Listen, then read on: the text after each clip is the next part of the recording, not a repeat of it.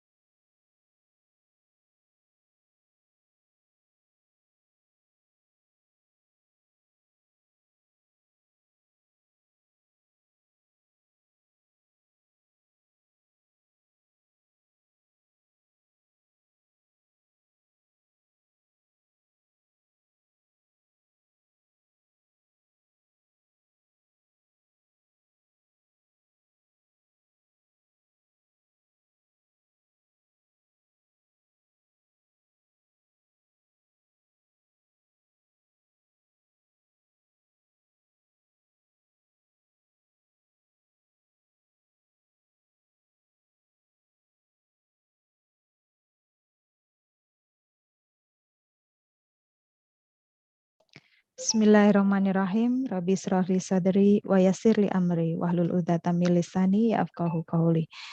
Assalamualaikum warahmatullahi wabarakatuh. Selamat malam Bapak dan Ibu yang sudah hadir dalam Zoom meeting pada malam hari ini dalam kelas dahsyatnya keajaiban rezeki sesi kedua kecerdasan keuangan. Saya Chandra dari Kota Batu selaku host pada malam hari ini. Baik, sebelum acara kita mulai, mari kita buka dengan bacaan Ummul Quran. Bi barokatil Fatihah. أعوذ بالله من الشيطان الرجيم بسم الله الرحمن الرحيم الحمد لله رب العالمين الرحمن الرحيم مالك يوم الدين إياك نعبد وإياك نستعين اهدنا الصراط المستقيم صراط الذين أنعمت عليهم غير المغضوب عليهم ولا الضالين.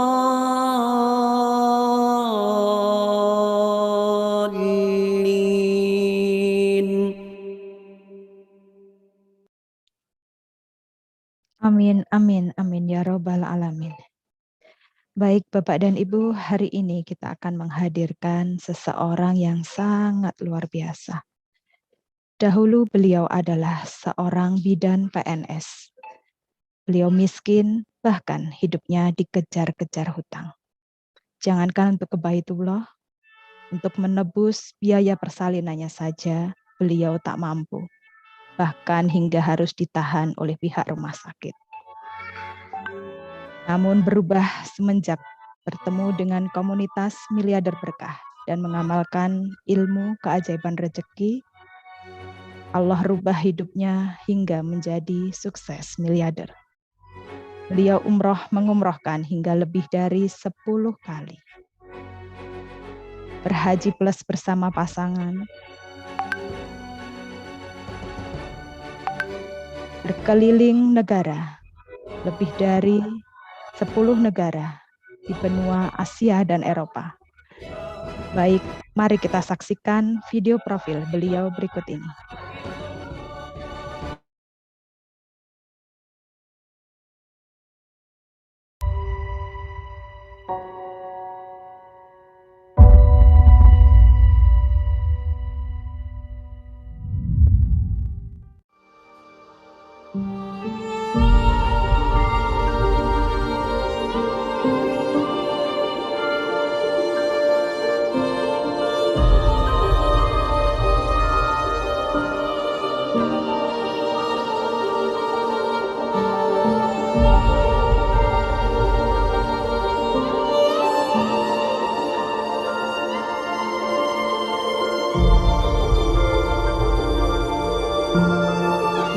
Percayalah, hari ini kalian akan mendapatkan rezeki berlimpah ruah dari Allah.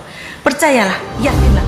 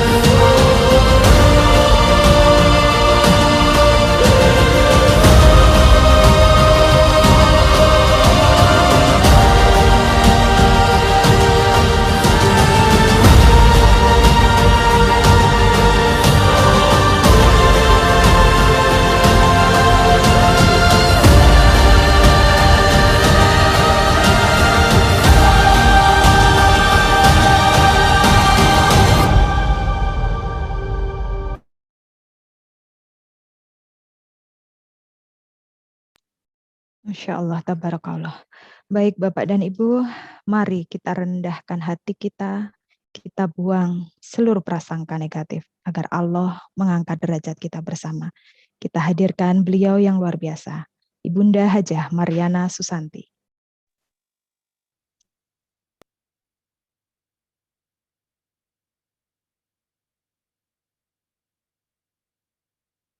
Bunda Ana, suaranya masih di-mute.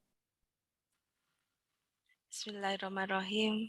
Assalamualaikum warahmatullahi wabarakatuh. Rabbi sholli sadari wa yassiri amri wahlul 'uqdatam min lisani yafqahu qawli. Amma ba'd.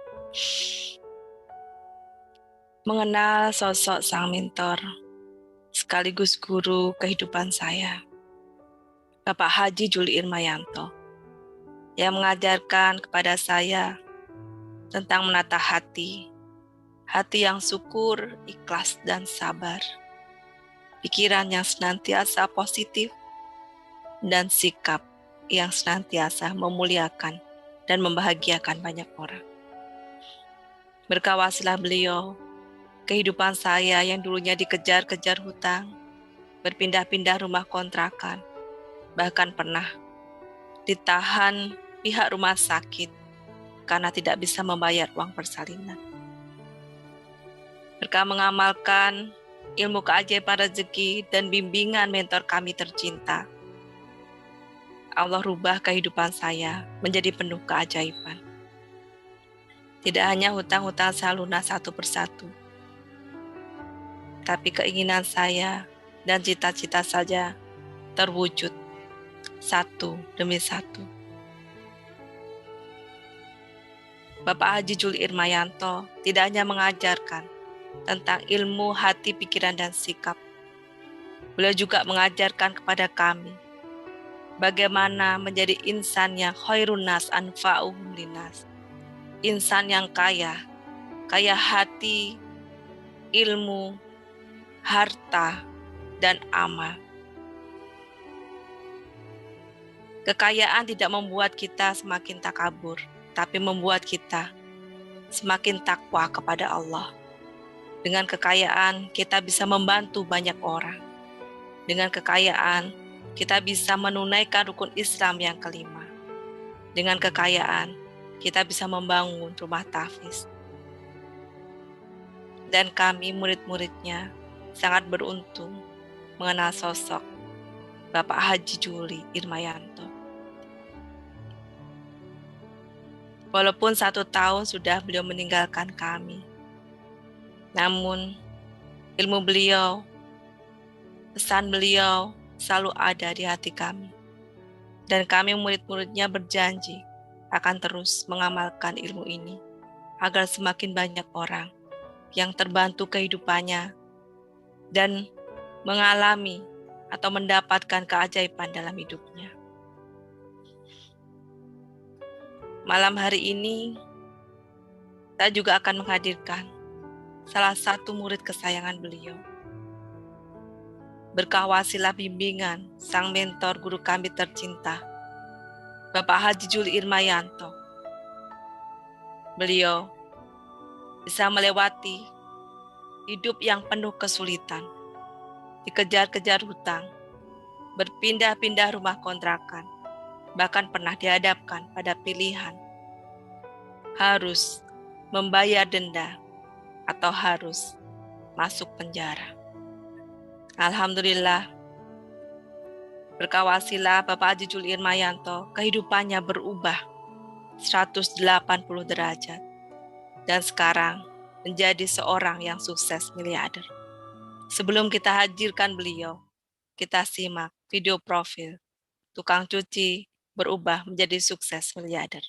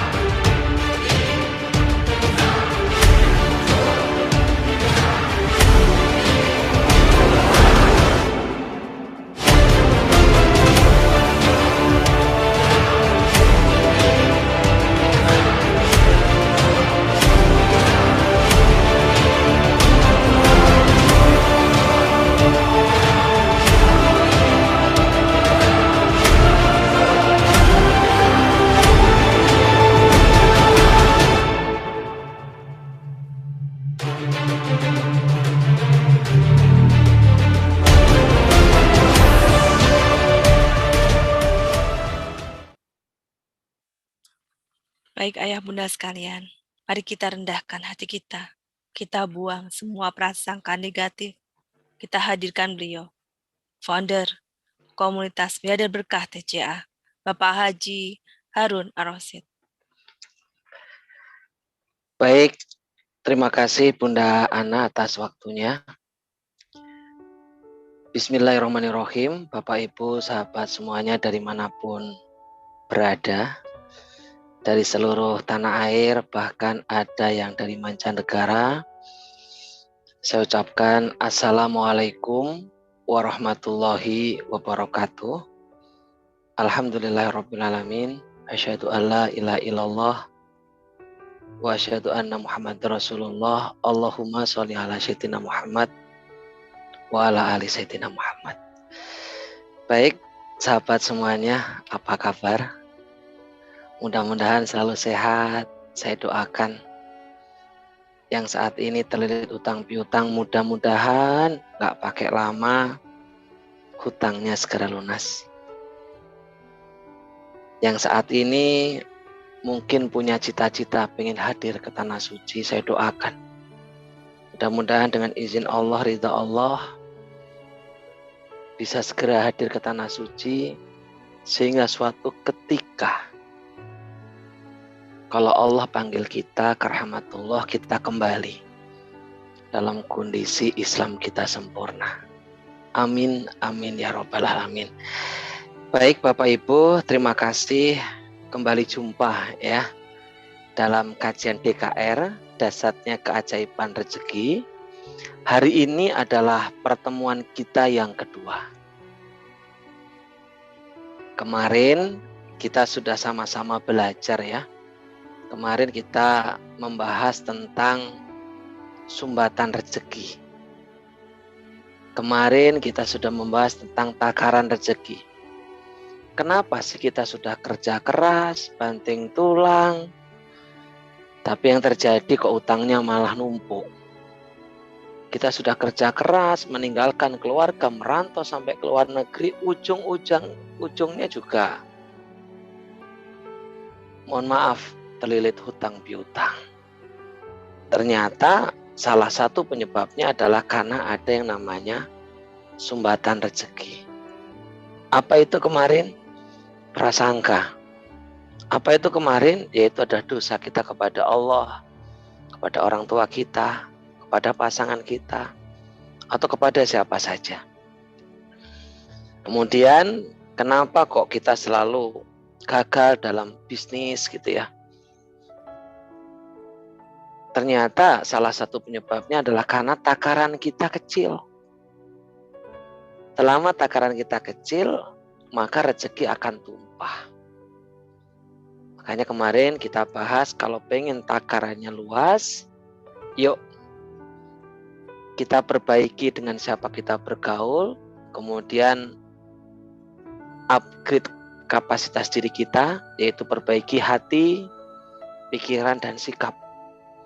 Pikiran harus selalu positive thinking, hati harus sabar, ikhlas, dan syukur, sikapnya harus memuliakan. Kenapa? Karena rezeki manusia itu dititipkan pada kemuliaan orang lain. Kalau monyet, itu rezekinya dititipkan di pohon pisang. Maka segala-galanya monyet nggak akan pernah dia ngerusak pohon pisang. Karena dia tahu disitulah Allah titipkan rezeki. Apa jadinya kalau pohon pisang dihancurkan oleh sekelompok monyet, maka monyet nggak bisa makan dan mati. Kehidupan di laut, ikan-ikan di laut, Allah titipkan rezeki di mana? Yaitu adalah di terumbu karang. Disitulah Allah titipkan rezeki berupa plankton ya. Itulah makanan kehidupan laut. Maka walaupun paus yang besarnya segede kapal, dia tidak akan merusak terumbu karang. Karena dia tahu disitulah Allah titipkan rezeki. Coba bayangkan kalau paus menghancurkan terumbu karang, maka planktonnya akan hilang, maka kehidupan laut akan punah. Anehnya kita sebagai manusia yang katanya makhluk paling sempurna, ternyata banyak di antara kita nggak tahu di mana Allah titipkan rezeki itu. Karena tidak tahu, seringkali kita merusaknya. Ternyata Allah titipkan rezeki itu di kebahagiaan orang lain, di kemuliaan orang lain. Makanya kalau kita pengen hidupnya bahagia, sukses, sehat, kaya, berkah, maka adalah muliakan orang lain. Bahagiakan orang lain. Bukan malah iri, dengki, dongkol. Karena sesungguhnya ketika kita iri, dengki, dongkol, itu sama halnya kita merusak terumbu karang kita sendiri. Maka banyak di antara kita sekolahnya tinggi, kerjanya keras, tapi kenapa kok rezeki jauh ya? Karena kita merusak terumbu karang. Baik Bapak Ibu, itu adalah materi yang kemarin. Jujur saya mau tanya, kira-kira apa yang kami sampaikan kemarin bisa dipahamin Kak? Bisa ya? Coba yang bisa boleh angkat tangan. Oke, terima kasih. Sudah dipraktekkan apa belum? Mungkin ada yang sudah, mungkin ada yang belum. Jadi gini Bapak Ibu ya, sehebat apapun ilmu, ketika tidak dipraktekkan, maka akan menjadi sia-sia. Memang, kemarin saya sampaikan, ilmu keajaiban rezeki itu memang sederhana, simple gitu ya. Bahkan banyak peserta yang mengatakan, kok cuma gitu doang Pak ilmunya? Iya, memang sederhana, tapi jujur, demi Allah, kalau kita benar-benar mau merendahkan hati, kemudian coba praktekkan dalam kehidupan sehari-hari. Secara istiqomah tentunya, paling tidak deh 40 hari. Kalau ternyata tidak ada keajaiban, ya sudah, gak usah dipraktekkan. Tapi saya yakin, seyakin-yakinnya Bapak Ibu, kalau Ibu Bapak benar-benar mempraktekkan, pasti akan terjadi keajaiban rezeki. Ingat, rezeki tidak mesti harus uang. Rasa tentram, rasa bahagia, keluarga yang tadinya nggak harmonis menjadi harmonis, hubungan dengan anak menjadi baik, yang biasanya badannya sakit-sakit sekarang sehat, itu pun adalah rezeki. Jadi sekali lagi Bapak Ibu, kalau pengen terjadi keajaiban, yuk silahkan dipraktekkan. Tapi tentunya ada pantangannya. Nah, yang kemarin lupa saya sampaikan. Ada pantangannya Bapak Ibu.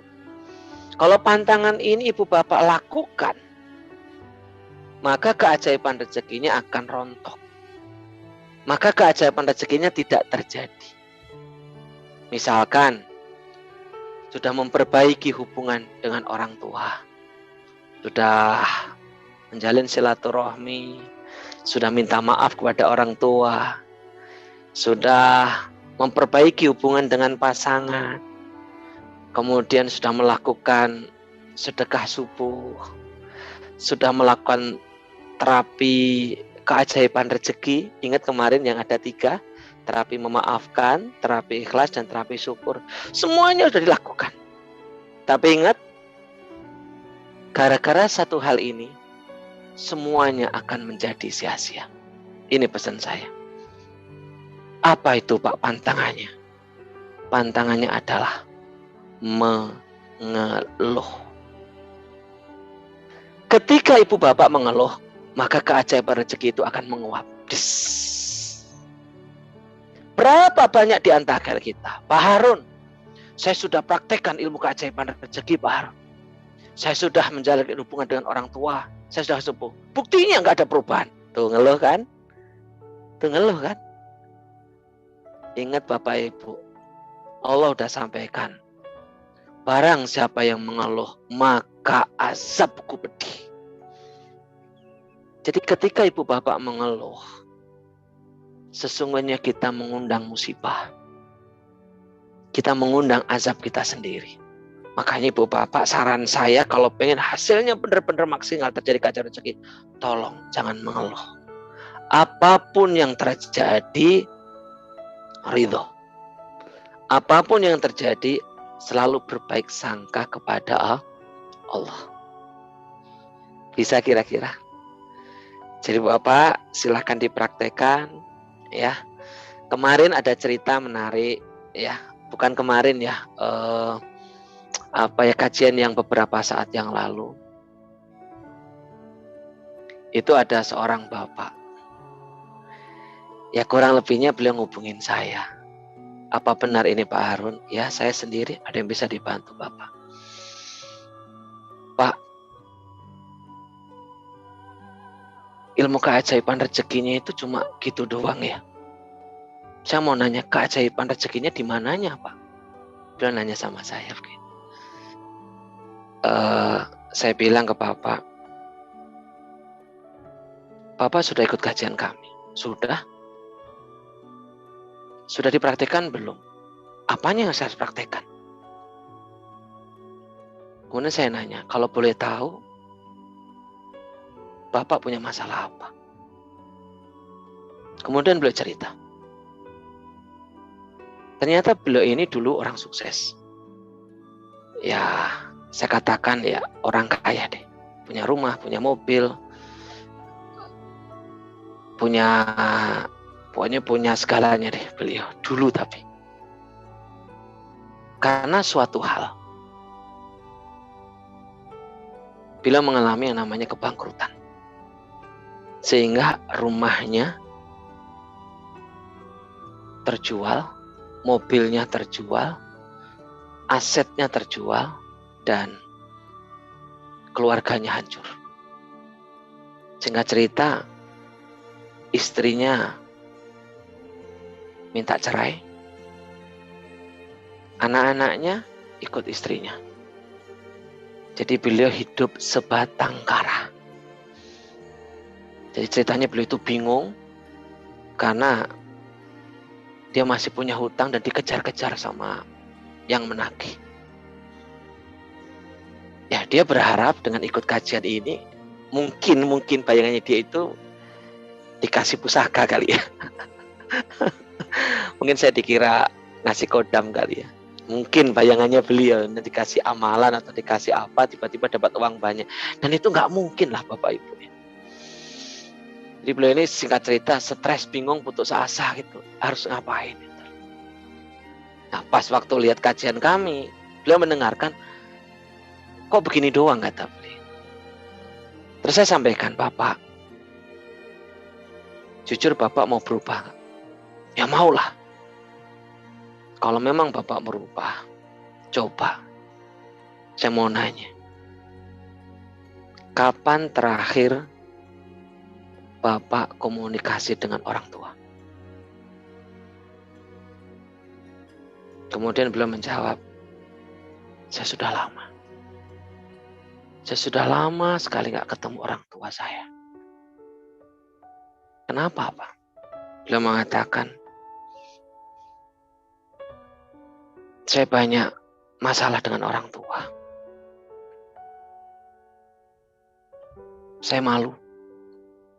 Saya nggak nurut kata-kata orang tua saya. Hingga saya seperti ini. Lagian kalau saya hubungin orang tua saya, pasti orang tua saya juga nggak nerima saya. Atau mungkin saya malah dimarah-marahin. Saya bilang, Bapak udah nyoba belum? Belum. Kalau boleh saya sarankan. Kalau boleh saya sarankan. Kalau mau Bapak lakukan boleh. Enggak apa-apa. Coba lakukan ini saja. Bapak hubungin orang tua. Kemudian minta maaf. Minta doanya. Itu saja yang Bapak lakukan. Yang lainnya nanti aja. Yang lainnya itu aja Bapak. Kalau Bapak bisa lakukan itu. Mudah-mudahan terjadi keajaiban. Itu saran dari saya. Singkat cerita Bapak Ibu, saya berpikir mungkin Bapak itu nggak melakukan ya apa yang saya perintahkan. Karena melihat dari ceritanya beliau sudah putus asa, sudah underestimate, sudah kayaknya nggak yakin sama saya gitu. Tapi ternyata prasangka saya salah. Beberapa hari kemudian, si Bapak tadi ngubungin saya. Pak Harun, terima kasih ya. Pak Harun ingat saya nggak? Iya Bapak. Bapak terima kasih kenapa?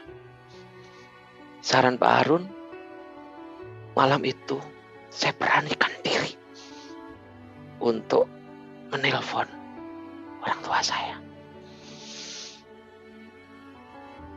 Walaupun saya sebenarnya ketakutan, tapi saya paksakan. Ketika ada saya telepon, yang mengangkat ibunda saya. Mendengar suara ibu saya menangis. Saya nanya, ibu gimana kabarnya? Apa kata ibu saya? Kamu di sana gimana?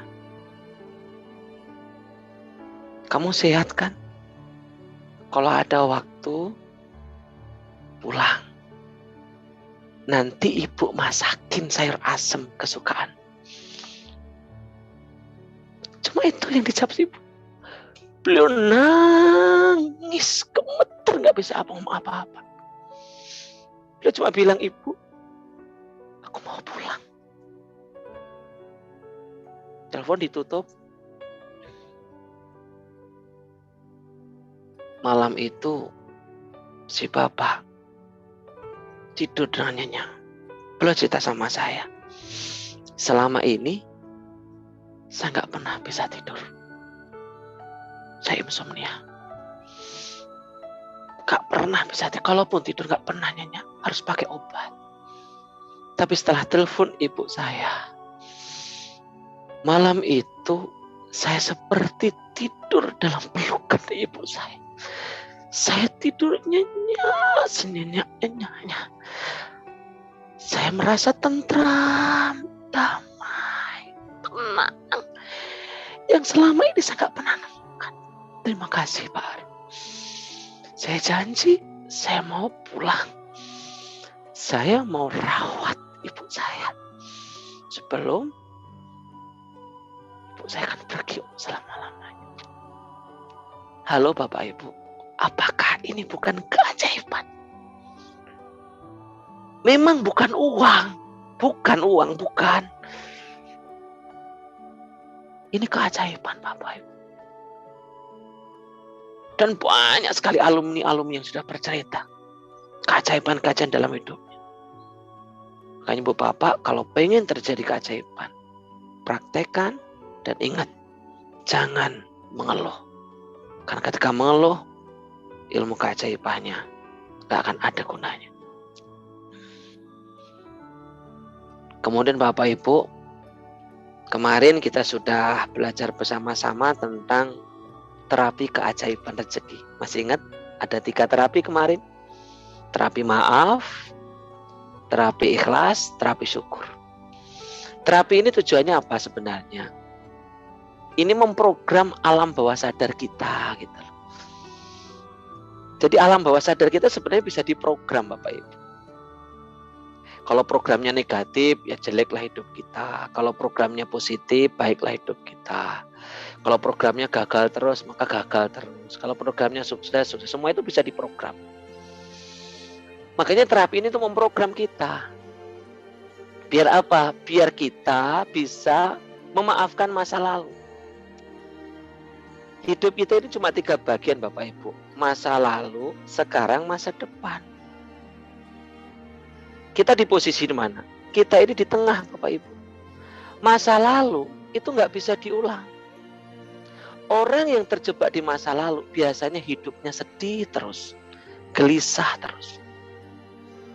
Tapi kalau orang hidupnya di masa depan, mengkhawatir sama hidupnya, selalu khawatir terus. Makanya hiduplah di saat ini, inilah hidup kita. Syukuri hari ini. Kalau kita bisa mensyukuri hari ini, sebenarnya kita sudah sukses. Kebanyakan kita adalah hidup di masa lalu dan hidup di masa depan.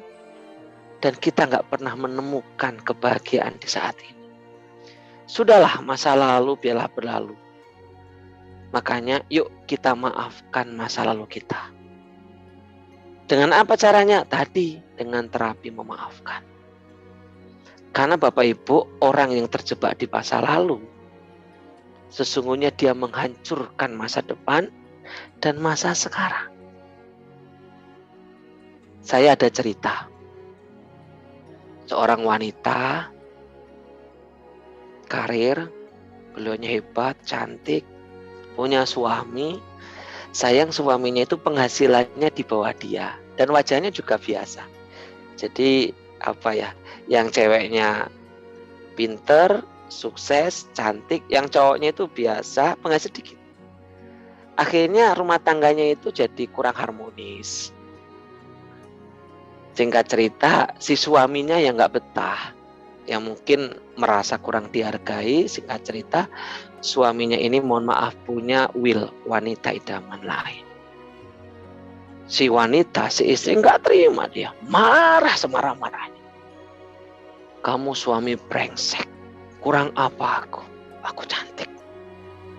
Aku punya penghasilan besar daripada kamu. Tapi kau khianatin aku, kau milih wanita yang penghasilannya lebih dikit dan wajahnya juga nggak secantik aku. Dia nggak terima, marah.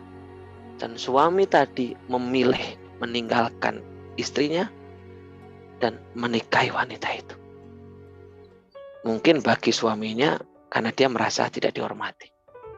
Singkat cerita, istrinya nggak siap menerima kenyataan. Dia marah, dia dendam. Akhirnya apa? Yang terjadi, akhirnya beliau sakit, kena penyakit stroke. Tahu stroke Bapak Ibu? Punya mulut, tapi nggak bisa buat ngomong.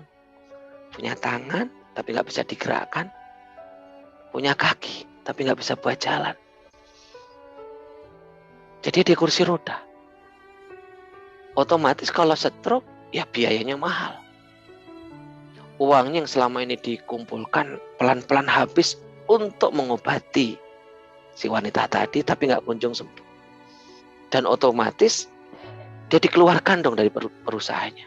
Singkat cerita, si wanita ini jatuh miskin dan menderita stroke. Singkat cerita, dia datanglah kepada seseorang.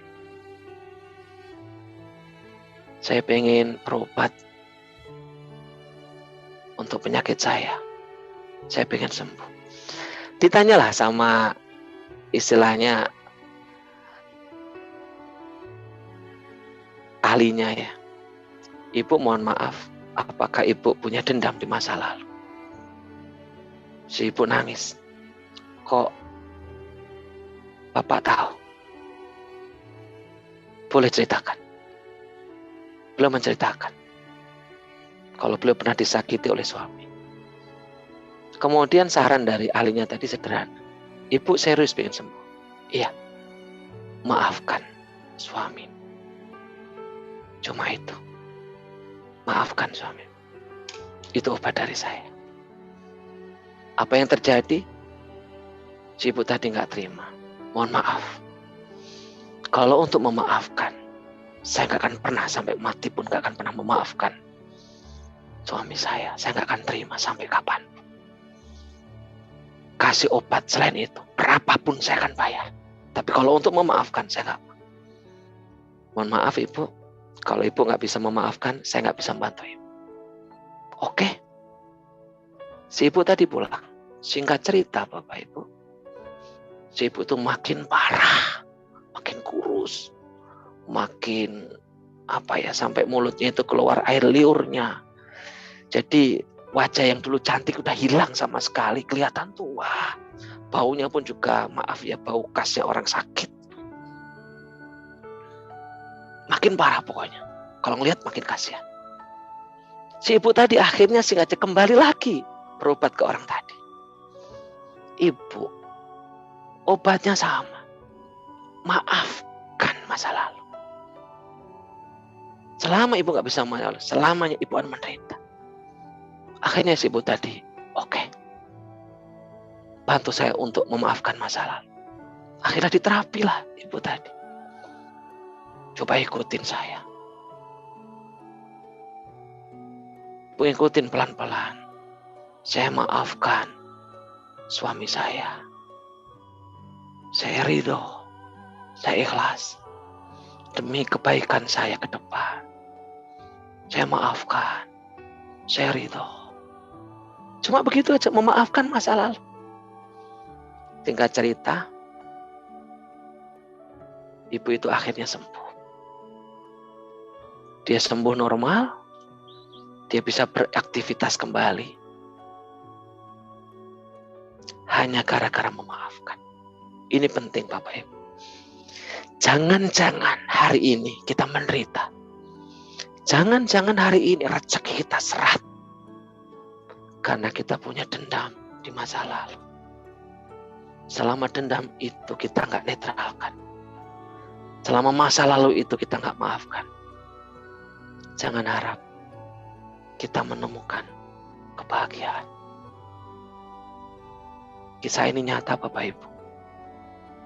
Makanya saya sampaikan ilmu DKR memang sederhana. Tapi masalah kehidupan kita ini sebenarnya kalau ditarik ujung-ujungnya memang 3 masalahnya. 1, kita nggak memaafkan masa lalu. 2, kita nggak ridho terhadap musibah. Yang 3, kita ini nggak pandai bersyukur. Masalahnya cuma ini aja. Coba rasakan. Kenapa hari hidup kita menderita? Kenapa hari hidup kita capek, lelah, pusing, stres? Masalahnya cuma ini. Dendam, tidak ridho, tidak bersyukur. Makanya kalau terapi ini Ibu Bapak berpraktekkan setiap hari. Saya yakin Ibu Bapak akan menjadi penarik rezeki. Akan menemukan yang namanya kebahagiaan dalam kehidupan ini. Baik, itu sedikit review materi kemarin Bapak Ibu sekalian. Hari ini saya akan membahas materi yang kedua. Ini gak kalah penting, yaitu adalah tentang kecerdasan keuangan. Pak Harun, apa itu kecerdasan keuangan? Kecerdasan keuangan itu adalah kemampuan kita untuk mengelola uang secara bijak. Biar kita hidupnya itu freedom keuangan atau bebas hutang riba. Sehingga hidup kita ini tinggal menikmatin hidup. Fokus Bapak ibadah. Enak gak kira-kira? Ibu Bapak saya mau nanya, pengen gak bebas dari hutang dan riba? Yang pengen angkat tangan. Oke, berarti yang angkat tangan punya hutang. Rata-rata Bapak Ibu di antara kita punya hutang. Dan sadar gak sadar, hutang itulah penyebab hidup kita sengsara. Jangan lagi ya. Yang membuat bikin hidup kita sengsara, salah satu penyebabnya adalah hutang. Makanya hati-hati dengan yang namanya hutang. Kalau perlu stop untuk berhutang.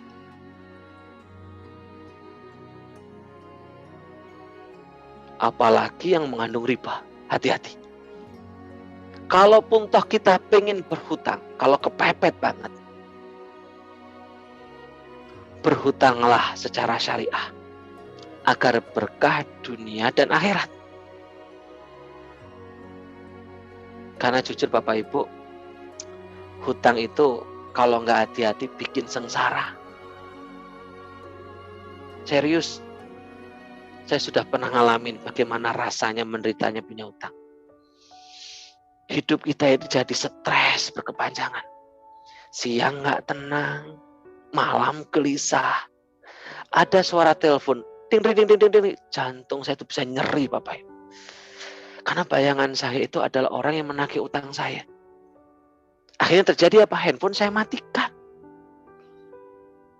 Kalau udah matikan masalah nggak selesai, makin menjadi-jadi. Akhirnya saya ketakutan, nggak berani ngumpul sama orang banyak. Takut kalau ketemu sama yang nagih, jadi di rumah menarik diri, jadi minder. Acara kampung nggak ikut, acara reuni nggak ikut. Itu yang saya alami. Stres pokoknya. Apalagi dengar suara pintu diketuk, tok tok tok itu. Ya Allah, kayak keteror Bapak Ibu. Jadi hidup saya itu benar-benar apa ya? Ya penuh teror. Dampaknya apa? Dampaknya adalah keluarga. Anak yang nggak salah, cuma berisik sebentar kita bentak. Istri jadi korban, sering dimarahi. Akhirnya apa? Keluarga yang tadinya harmonis jadi retak. Gara-gara apa? Hutang tadi. Makanya hati-hati dengan hutang. Karena hutang Bapak Ibu itu bisa bikin kita jadi jahat. Berapa banyak orang karena nggak bayar utang akhirnya mohon maaf mencuri, merampok, korupsi. Bahkan hutang itu bisa bikin kita jauh dari Allah. Berapa banyak di antara kita gara-gara hutang akhirnya apa? Maaf ke dukun. Jadi jauh dari Allah. Pokoknya kalau ngomong hutang ngeri Bapak Ibu. Di dunia kita gelisah, nggak tenang, dikejar-kejar di kolektor. Kalau kita meninggal dunia, surga ditutup loh. Bagi orang yang belum hutang, bagi orang yang punya hutang belum lunas, walaupun dia matinya syahid. Bahkan Rasulullah saja pernah ketika ada orang meninggal lewat di depan baginda Rasulullah yang ditanyakan Rasulullah sederhana, orang itu punya hutang nggak? Punya. Ya sudah, saya nggak mau nyolatkan. Padahal orang tadi hutangnya hanya sekitar, ya kalau dengan rupiah mungkin nggak nyampe 100.000. Rasulullah nggak mau menyolatkan Bapak Ibu. Walaupun di akhir cerita disolatkan ya karena suatu amalan tertentu deh. Ya. Jadi jangan main dengan hutang, stop berhutang, ya apalagi hanya untuk gaya-gayaan. Boleh berhutang, boleh ya. Misalkan untuk berbisnis, untuk produktif, nggak ada masalah. Tapi kalau hari ini Bapak udah terlanjur punya hutang, nggak usah berkecil hati. Insya Allah. Dengan ilmu keajaiban Ibu praktekkan, nanti insya Allah akan datang rezeki yang tidak disangka-sangka. Makanya disinilah kita belajar Bapak Ibu, pentingnya kecerdasan keuangan. Biar apa? Biar kita tidak terlilit utang lagi. Karena ilmu kecerdasan keuangan ini nggak diajarin di sekolahan. Ya, sekolah kita itu aneh. Kita sekolah biar pinter, kalau pinter biar bekerja, kalau bekerja biar punya duit banyak. Tapi di sekolah kita nggak diajarin bagaimana cara kaya. Di sekolah kita itu nggak diajarin tentang kecerdasan keuangan. Makanya banyak di antara kita pendidikannya tinggi, tapi ekonominya jatuh. Bener gak kira-kira? Pinter tapi nggak pinter cari duit. Ya IP-nya tinggi tapi utangnya di mana-mana. Kenapa? Memang masalah kecerdasan uang ini setahu saya nggak diajarkan di sekolahan. Makanya izin Bapak Ibu kita sharing ya, nanti kita ambil positifnya. Jadi kenapa kita belajar kecerdasan keuangan? Karena banyak di antara kita punya hutang. Kemudian fakta yang kedua, operator bisa tunjukkan nggak fakta yang tadi saya kirimkan ke operator ya? Ini fakta yang kedua Bapak Ibu. Kenapa kita wajib belajar kecerdasan keuangan? Di Amerika Serikat, itu rata-rata orang tua, itu 57%-nya berakhir dengan miskin. Di Amerika Serikat, apapun profesinya, ya, dulu mungkin pejabat atau mungkin pengusaha apa gitu ya. Ini data Oke nih. Kenapa kita belajar kecerdasan keuangan? Di Amerika Serikat, rata-rata mereka yang usianya di atas 65 tahun, yang kaya itu cuma 1%. Yang 54%-nya tergantung sama orang lain. Yang 36%-nya meninggal karena sakit-sakitan. Yang 5%-nya masih kerja. Dulu TNI jadi satpam, petani sampai meninggal dunia. Pokoknya kerja terus sampai meninggal dunia. Baru 4%-nya itu makmur, 1%-nya kaya. Itu di Amerika Serikat. Kita ngomong di Indonesia ya. Di Indonesia 80% profesional berpenghasilan besar. Di usia tuanya jatuh miskin. Oke, terima kasih operator. Kita bahas di Indonesia Bapak. Ini fakta ya. Coba tengok kanan kiri kita. Banyak kan? dulu mantan pensiunan kepala sekolah, tapi ujung-ujungnya tuanya ya Allah, jadi hidupnya kekurangan, nggak bisa umroh, nggak bisa haji. Padahal dulu kepala, dulu pimpinan, banyak 80%. Kenapa? Karena kita tidak diajarin tentang kecerdasan keuangan. Pak Harun, apa itu kecerdasan keuangan? Kecerdasan keuangan itu penjelasannya banyak, saya cuma simpulkan jadi 2 saja. Kenapa Bapak Ibu banyak di antara kita seakan-akan itu gini loh, udah kerja keras, ujung-ujungnya miskin, penghasilannya besar, tabungannya segitu-gitu saja, ya sudah pol-polan, tapi ujung-ujungnya juga utangnya banyak. Penyebab pertama Bapak Ibu, karena 1, prasangka buruk kita kepada uang, atau persepsi yang salah terhadap uang atau kekayaan. Jadi sadar nggak sadar Bapak Ibu, kalau ditanya pengen uang, kita semuanya jawab pengen. Ditanya pengen kaya, semuanya pengen kaya, betul? Tapi di bibir, hati kita menolak. Betul nggak kira-kira? Jadi selama ini itu kita berburuk sangka terhadap uang dan kekayaan. Selama ini kita suuzon. Kalau nggak percaya, pernah dengar kata-kata gini nggak? Uang itu nggak segala-galanya. Pernah dengar? Saya setuju Bu, uang bukan segala-galanya. Tapi tolong dipahami. Segala-galanya butuh uang. Sekolah butuh uang. Mondok butuh uang. Bangun masjid butuh uang. Haji, umrah perintahnya Allah butuh uang. Memang ada 1-2 orang karena jadi muntah, tapi rata-rata butuh uang. Memang uang bukan segala-galanya, tapi segala-galanya butuh uang. Inilah yang menyebabkan uang tersinggung kepada kita Bapak Ibu. Makanya nggak pernah deketin kita, bibir kita bilang butuh uang, tapi hati kita tidak. Sadar atau sadar. Ada lagi yang mengatakan begini. Orang kaya belum tentu bahagia. Pernah dengar? Iya, saya setuju. Pertanyaannya, apalagi yang miskin gitu. Kalau yang kaya nggak bahagia, apalagi yang miskin. Jadi seakan-akan uang ini bikin masalah gitu. Setahu saya bahagia atau tidak itu masalah di hati. Kalau kaya pandai bersyukur bahagia. Miskin bersabar juga bahagia. Bukan uang bikin menderita, saya kurang setuju. Banyak orang-orang kaya yang bahagia dan banyak sekali orang-orang miskin yang menderita. Nah ini uang tersinggung 2 kali. Yang ketiga, pernah dengar gini nggak? Ngapain kita cari uang? Uang itu nggak dibawa mati. Pernah dengar? Dan yang ngomong adalah guru kita. Kalau saya pribadi Bapak Ibu, bukankah kalau kita meninggal dunia ada 3 amalan yang kita bawa? 1, ilmu yang bermanfaat. 2, anak soleh. 3, amal jariah. Apa itu amal jariah? Ketika saya punya uang, saya gunakan untuk wakaf, infak, bantu anak yatim, bangun pesantren. Pertanyaan saya, uang dibawa mati nggak? Ya dibawa mati dong. Jadi kalau ada yang mengatakan uang nggak dibawa mati, jangan-jangan kita nggak pernah sedekah, jangan-jangan kita nggak pernah infak. Uang tersinggung 3 kali. Ada lagi nih para laki.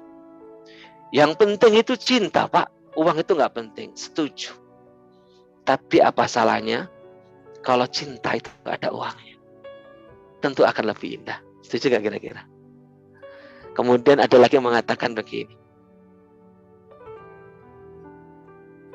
Orang kaya itu nanti hisapnya susah. Masuk surganya susah. Ya tergantung amalan tuh Bapak Ibu. Kalau uangnya dipegang oleh orang-orang yang bertakwa, orang-orang soleh nggak masalah. Kalaupun kita ngisapnya agak lama nggak apa-apa, yang penting masuk surga. Sadar nggak sadar Bapak Ibu, kita didoktrin untuk benci uang. Setuju? Bibir kita bilang saya butuh uang. Tapi alam bawah sadar kita dididik untuk membenci uang, membenci kekayaan. Betul nggak kira-kira? Makanya nggak heran sampai hari ini uang nggak mau deket sama kita. Wong kita benci kok. Ibu benci sama saya, ya nggak mungkin deket sama saya. Bapak ibu benci sama uang, gimana uang deket sama kita? Wong kita benci kok. Makanya bu bapak kalau pengen uangnya banyak, pengen kayak berdamailah dengan uang. Uang itu cuma alat kok. Alat untuk mencapai tujuan. Tujuan kita bahagia dunia dan akhirat. Paham kira-kira Bapak Ibu? Terus gimana lakukan? Mulai hari ini ambil uang, bilang, uang, aku minta maaf ya. Selama ini aku telah berprasangka buruk padamu. Bisa kira-kira? Ini beneran, minta maaf sama uang. Minta maaf sama 100.000, biar datang 100.000. Minta maaf sama yang 50.000. Serius, dia bilang, uang, aku minta maaf sama kamu ya. Selama ini aku selalu berprasangka buruk sama kamu. Pantas kalau kamu nggak pernah mampir ke dompetku. Makanya Bapak Ibu, dampaknya apa? Awalnya kita benci uang, akibatnya kita benci orang kaya. Kita lihat orang kaya sebel kan? Orang kaya gak bahagia, paling korupsi itu, koruptor, ubud dunia. Pokoknya banyak di antara kita itu kalau lihat orang kaya, bencinya minta ampun. Ada yang seperti itu. Maka Bapak Ibu, ketika kita sudah membenci orang kaya, demi Allah, kita akan dimiskinkan oleh alam semesta. Kenapa? Hakikatnya kalau kita benci orang kaya, berarti kita nggak ridho atas keputusannya Allah. Kalau kita nggak ridho atas keputusan Allah, maka Allah nggak ridho memberi uang kepada kita. Itu yang saya alami, Bu. Kenapa dulu saya itu susah banget cari uang? Karena dulu itu saya kalau lihat orang kaya itu benci, nggak tahu kenapa. Tapi kalau lihat orang yang miskin itu, ya biasa aja gitu. Kalau lihat orang kaya itu, bayangan saya itu jelek, tok nggak ada baik. Ada yang seperti itu, kalau ada, istighfar. Mulai sekarang Bu, kalau ketemu orang kaya, biasa saja lah. Ya, jangan membenci. Kalau perlu doakan mereka, kalau perlu berteman dengan mereka. Biar apa? Biar kita dapat energi. Dan mulai sekarang yuk, di program otak kita harus kaya. Kenapa kita harus kaya Bapak Ibu? Ini ada dasarnya. Bisa operator ada dalilnya. Kita harus kaya Bapak Ibu. Ini penting perlu kami sampaikan. Biar buat apa? Biar sama uang itu gak musuhan terus gitu. Dia itu musuhan terus sama uang. Makanya lihat tuh di dompet gak ada uangnya kan. Karena kita selalu berprasangka. Ada operator tentang kita harus kaya sebentar aja. Nah, yang sebelumnya ini. Bahwasanya manusia lahir diciptakan untuk ini Bu. Kita itu harus kaya Bu. Manusia diturunkan ke dunia itu bukan untuk bekerja keras, untuk mencari nasi, tapi untuk hidup sejahtera, cerah dan bebas, merdeka. Makanya banyak Bu suri teladan kekayaan dalam Islam. Hampir semua nabi, rasul kaya, betul nggak? Nabi Muhammad kaya raya. Istrinya Siti Khadijah kaya, 3/4 kekayaan orang Mekah punya beliau. Ya, 4 sahabat utama dan 10 sahabat Nabi yang dijamin masuk surga. Orang kaya semuanya kecuali Ali bin Abi Thalib.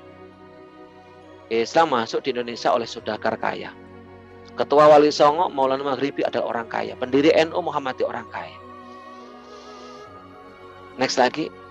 Jadi gak apa-apa Bu kita kaya itu. Jadi jangan benci dengan kekayaan. Jangan alergi terhadap kaya. Ini Bapak Ibu. Bahkan Rasulullah bersabda, orang mukmin yang kuat lebih dicintai Allah daripada orang mukmin yang lemah. Kalau kita kaya Bu, bisa menyempurnakan rukun Islam dengan berhaji umroh. Agar kita bisa mengenyam pendidikan yang baik, untuk membangun ekonomi syariah bebas riba, untuk memberikan hartanya di jalan Allah, untuk dapat memilih makanan pendapatan yang halal dan thayyib, untuk memberikan nafkah istri dan anak-anaknya, supaya kita bisa memberikan harta waris kepada keluarga kita, bukan hutang. Dan Rasulullah pernah bersabda, kemiskinan itu dengan dekat kekufuran. Oke, terima kasih Bapak Ibu. Tadi saya sampaikan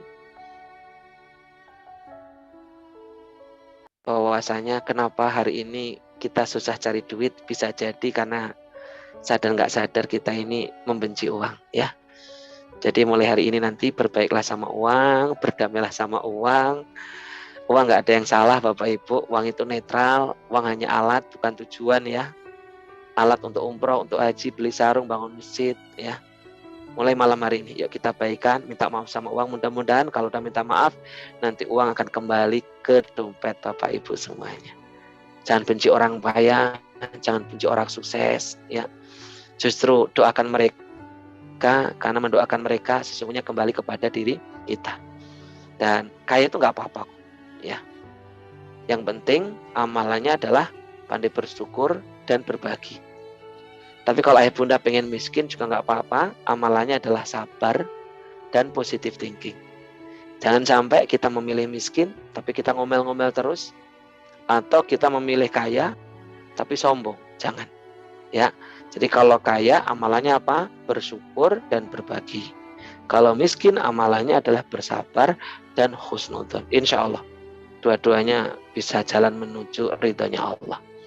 Oke, itu materi yang pertama. Kenapa selama ini kita dijauhi uang. Yang kedua, ada Roberto Saki. Saya akan bahas tentang sumber-sumber penghasilan kita. Jadi ternyata Bapak Ibu, banyak di antara kita itu tidak tahu sumber keuangan. Jadi ternyata sumber penghasilan itu ada 4 Bapak Ibu. Bisa minta tolong? Jadi nanti tahu jawabannya. Pantes kenapa orang kaya anaknya kaya. Pantes kenapa orang miskin kecenderungan anaknya miskin. Walaupun pinter, ya nggak kaya-kaya amat. Gitu. Coba perhatikan, orang kaya itu walaupun anaknya bodoh, biasanya tetap kaya. Orang miskin itu kalau anaknya pinter, ya tetap aja nggak kaya-kaya. Walaupun ada yang kaya, ya, walaupun tetap sekian persen ada yang kaya. Karena memang apa ya? Ya memang beda. Nah ini adalah 4 sumber penghasilan. Kita harus paham di sini, ya. Ternyata sumber penghasilan itu dibagi 2 Bapak Ibu. Ada kuadran kiri, ada kuadran kanan. Kuadran kiri disebut kuadran pur atau kuadran miskin. Maksudnya apa? Orang miskin banyak tinggal di sini gitu loh. Kalau kuadran kanan itu kuadrannya orang-orang kaya. Jadi orang-orang pengusaha, miliarder, triliuner itu di sebelah kanan tempatnya. Lah kita di mana itu? Nanti biar ketahuan, oh pantes saya kok hidup saya nggak berubah. Ternyata saya di kuadran ini. Kuadran kiri itu terdiri dari 2. Yang pertama itu employ. Employ itu apa? Buruh, karyawan. Karyawan itu kan kerja pagi, pulang sore, kerja pagi, pulang lembur gitu ya. Kerjanya tiap hari, tapi gajiannya sebulan sekali dan pasti habis. Jadi gajian habis, gajian habis, gajian habis, gajian habis. Hidupnya itu akan bermasalah kalau di PHK atau kena sakit. Biasanya udah hancur itu. Di PHK itu langsung stres. Kenapa? Karena dia dapat uang kalau bekerja. Kalau nggak bekerja, nggak dapat uang. Kemudian ada lagi self-employed. Self-employed itu ya kayak karyawan, tapi penghasilannya lebih gede, seperti artis, gitu ya. Ya wira swasta. Sama wira swasta itu gajinya artis itu gede. Kalau kerja. Kalau nggak kerja miskin. Makanya jangan heran Bu, banyak artis yang sekarang itu jatuh miskin karena pandemi. Miskin banget. Jadi kemarin tuh kaya tapi sekarang jatuh miskin. Kenapa? Karena dia ada di kuadran kiri yang disebut dengan kuadran active income. Active income itu apa? Menggadaikan waktu, tenaga, uang. Saya lagi, menggadaikan waktu, tenaga untuk uang. Jadi kerja keras, waktu untuk keluarga ditinggalkan, ya, untuk mendapatkan uang. Jadi kalau dia nggak bekerja, dia nggak dapat uang. Ketika dia udah tua, nggak produktif, biasanya di PHK. Nah di saat itu biasanya masalahnya muncul. Namanya apa? Active income. Siapakah mereka? Para karyawan, atau para wira swasta, atau self-employed. Nah ibu bapak nanti di mana? Barun, apakah karyawan sama self-employed ini bisa kaya? Bisa, tetap bisa. Cuma kemungkinannya itu memang agak susah ya. Kenapa? Karena di kuadran kiri ini ya uang beredar hanya 5%. Sementara direbutkan 95%. Bisa kaya, mungkin harus jadi direktur utama gitu ya, atau jadi manajer area, itu baru bisa kaya. Selama nggak mencapai itu nggak bisa. Ya. Beda kalau kuadran kanan. Kalau kuadran kanan ini kuadran kaya. Uang beredar di sini 95%. Tapi direbutkan oleh 5%, nggak banyak. Ini tempatnya orang-orang kaya. Siapakah mereka? Mereka itu para pembisnis dan para investor. Saya dipahamin ya, para pembisnis dan investor. Disebut kuadran passive income. Passive income itu artinya apa? Sistem sama uang yang bekerja. Beda dengan yang sebelah kiri ya. Sebelah kiri tadi kan tenaga digadekan untuk uang. Kalau yang sebelah kanan itu sistem uang yang bekerja buat kita. Contoh investor. Investor itu deposito, saham, properti, reksadana, ternak, ya. Kebayang ya, saya punya uang 20 miliar, saya masukin deposito, itu saya nggak ngapa-ngapain dapat 100 juta. Atau saya punya kos-kosan 100 kamar, itu saya nggak ngapa-ngapain, setiap bulan dapat 50 juta. Saya punya ternak, ya, saya suruh orang untuk ngelola, itu nggak ngapa-ngapain saya nggak usah ngapa-ngapain, saya cuma tidur, santai, baca buku, saya dapat duit. Itu namanya uang bekerja buat kita. Disebut apa? Passive income. Atau sistem yang bekerja buat kita. Ada sistem yang bekerja. Namanya apa? Waralaba. Franchise. Tahu franchise ya? Jadi beli apa ya? Kayak Indomaret, Alfamaret itulah. Itu namanya franchise. Kita beli 1 miliar, udah kita nggak usah ngapa-ngapain. Udah diurus sama mereka. Itu tiap bulan kita dapat penghasilan. Jadi sistem yang bekerja buat kita. Tinggal ibu bapak saat ini posisinya di mana? Kalau ibu bapak posisinya ada di sebelah kiri, maka mau nggak mau, kalau ibu bapak pengen hutangnya lunas, hijrahlah ke kuadran kanan. Itu jawabannya buat ibu bapak yang nanya kepada saya, Pak Harun, utang saya sekian miliar, utang saya banyak, mohon solusinya. Solusi yang pertama, praktekkan ilmu DKR.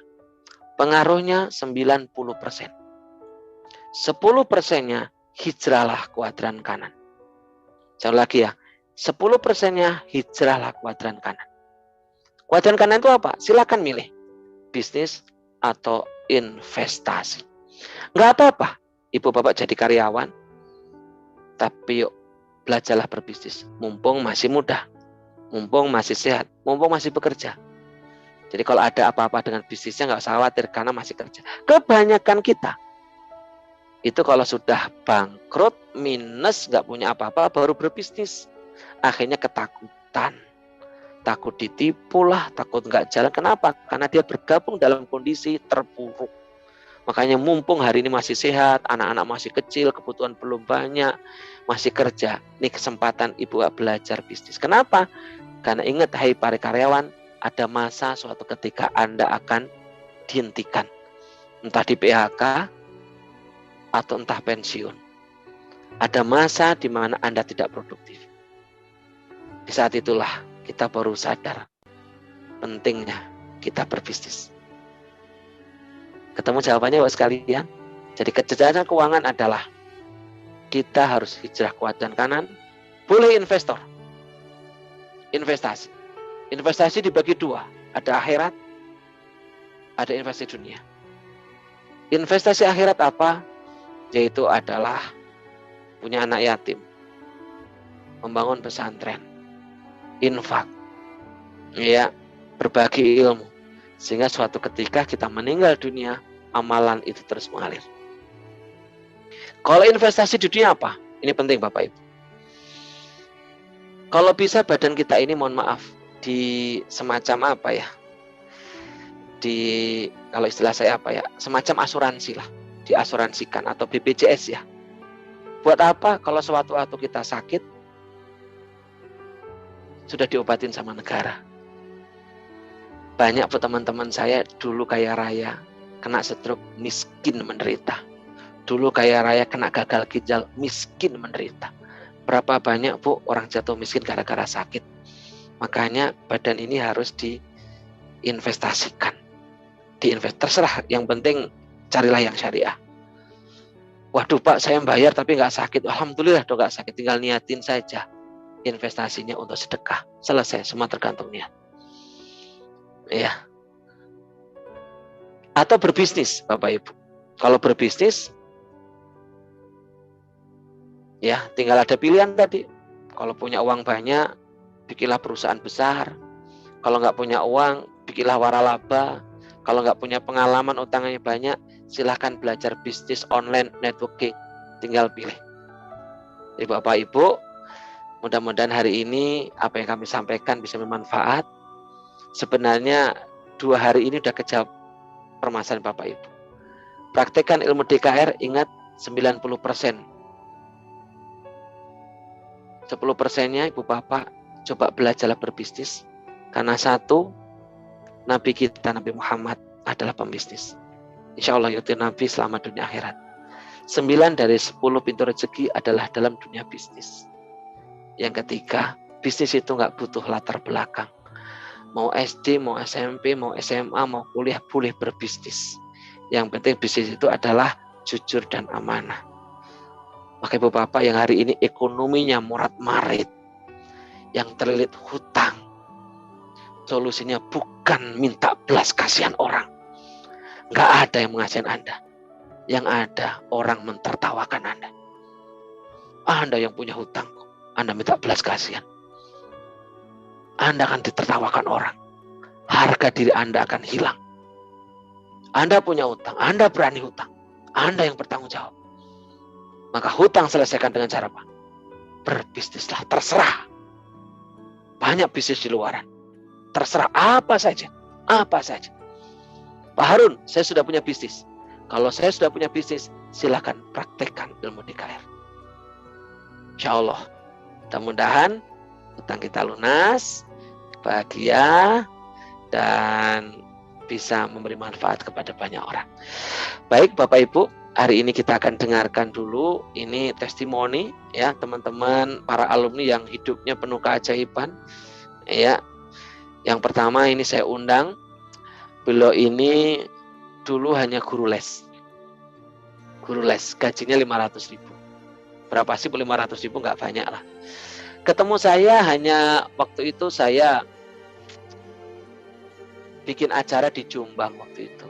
Offline ya. Beliau hadir karena melihat brosur. Ya, ketemulah saya, ya singkat cerita hidupnya berubah penuh keajaiban. Nggak masuk akal. Dari seorang guru les yang penghasilan 500.000, sekarang bisa punya rumah, punya mobil, bisa ke tanah suci bukan sekali, tapi berkali-kali. Ya, kita panggil Mas Wahyu, kami persilakan.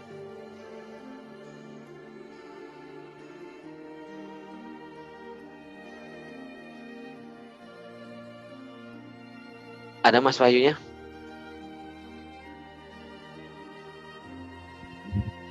Ya, baik Pak. Oke. Baik, terima kasih Pak Harun. Suara saya kedengaran Pak ya?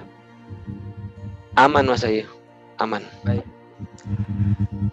Baik Bapak Ibu, terima kasih Pak Harun atas waktunya. Izinkan saya untuk bertestimoni Ayah Bunda. Perkenalkan, saya Wahyu dari Madiun. Benar apa yang dikatakan Pak Harun tadi, saya dulunya sebagai seorang guru les. Dengan gaji 500.000, alhamdulillah cukup untuk kebutuhan sehari. Ya walaupun terkadang juga kurang ya, alhamdulillah.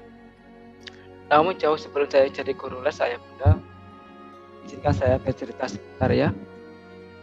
Dulu sebelum saya jadi guru les, saya pernah bekerja di luar negeri sebagai TKI di Brunei Darussalam.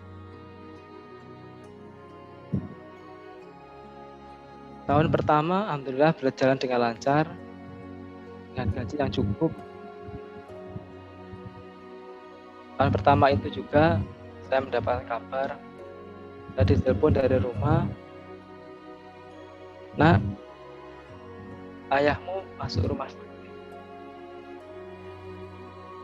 Setelah itu ayah bunda saya nggak bisa berpikir panjang ya, karena kalau mau pulang juga uang belum terima banyak, hanya bisa berdoa.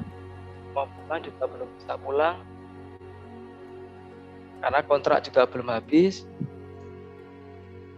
gaji pun belum terima, belum belajar namanya kecerdasan keuangan. Jadi ada uang, ada rezeki, ada gaji, nggak tahu kemana ya. Tahu-tahu habis, tahu-tahu ya habis, nggak tahu kemana. Kemudian 5 bulan kemudian saya memutuskan untuk saya pulang lebih awal dengan membeli tiket sendiri. Sampai rumah, saya melihat senyum ibu saya. Kemudian saya berniat dalam hati, saya tidak akan kembali lagi ke luar negeri.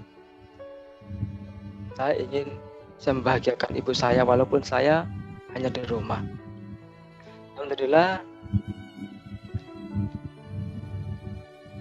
2 minggu berlangsung di rumah. Saya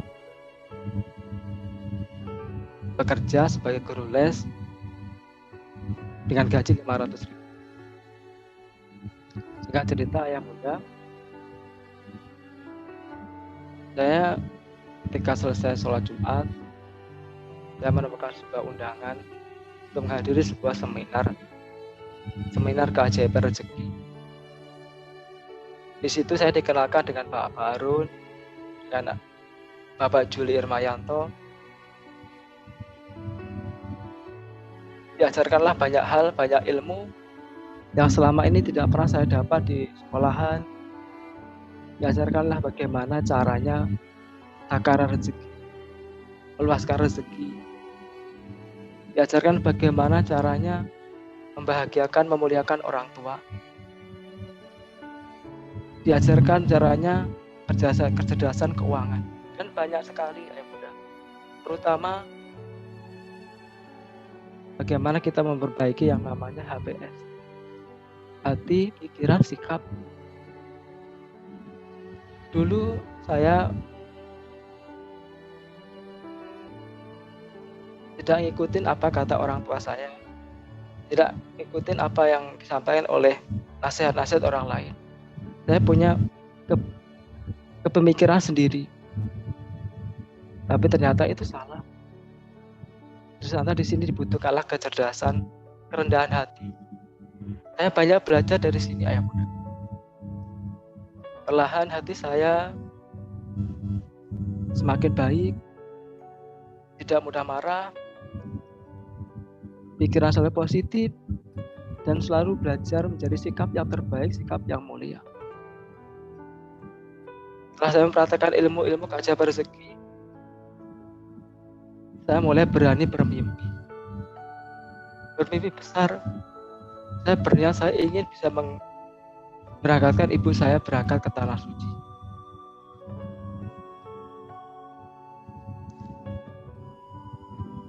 Walaupun waktu itu saya belum tahu uangnya dari mana, namun saya yakin bisa menggandeng ibu saya berangkat ke Tanah Suci. Alhamdulillah, 6 bulan setelah saya mempraktekkan ilmu keajaiban rezeki, Allah mudahkan langkah saya dan ibu saya berangkat ke Tanah Suci. Yang paling saya ingat ketika di Tanah Suci ayah bunda, saya gandeng ibu saya berjalan masuk Masjidil Haram. Saya gandeng untuk berdoa di depan multazam. Saya hanya diam, ibu saya berdoa. Tidak tahu apa yang didoakan. Saya hanya diam, saya hanya melihat. Ibu saya sudah semakin tua. Alhamdulillah bisa merasakan nikmatnya tawaf, nikmatnya sa'i, nikmatnya berdoa di depan multazam. Satu kata yang beliau sampaikan, terima kasih ya nak, saya bisa ke Tanah Suci, saya bisa saya bisa melihat Ka'bah. Alhamdulillah, Setelah saya praktekkan keberkahan doa-doa orang tua saya, dan juga saya terus ikutin apa yang disampaikan oleh Pak Harun. Alhamdulillah pulang dari tanah suci bisa membeli kendaraan, bisa membeli rumah. Alhamdulillah ketemu jodohnya. Saat ini anak saya alhamdulillah sudah 3. Yang kedua, anak saya dikaruniai anak kembar. Penuh keajaiban ayah bunda. Setelah saya praktekkan ilmu-ilmu keajaiban rezeki, hidup saya penuh keajaiban, berubah 180 derajat. Alhamdulillah rezeki pun terus mengalir. Baik, Kehidupan Mas kami baik. Wahyu. Terima kasih, Pak. Oke, kayaknya nggak percaya ya melihat Mas Wahyu yang orangnya kecil gitu ya. Jadi beliau ini hidupnya bener ajaib ya. Bayangkan di pandemi ini beliau beli rumah. Ya, saya sudah ke rumahnya beliau. Bayangkan ya, penghasilannya 500.000 awalnya, bisa umroh lebih dari 1 kali, menggandeng orang tuanya, dapat jodoh, punya mobil. Ini keajaiban ya. Bahkan beliau saat ini kesibukannya kalau di rumah, beliau ini adalah imam masjid ya. Beliau ini kecil-kecil tapi imam masjid. Terima kasih Ustadz ya untuk sharingnya ya. Baik, kemudian yang kedua, ini adalah seorang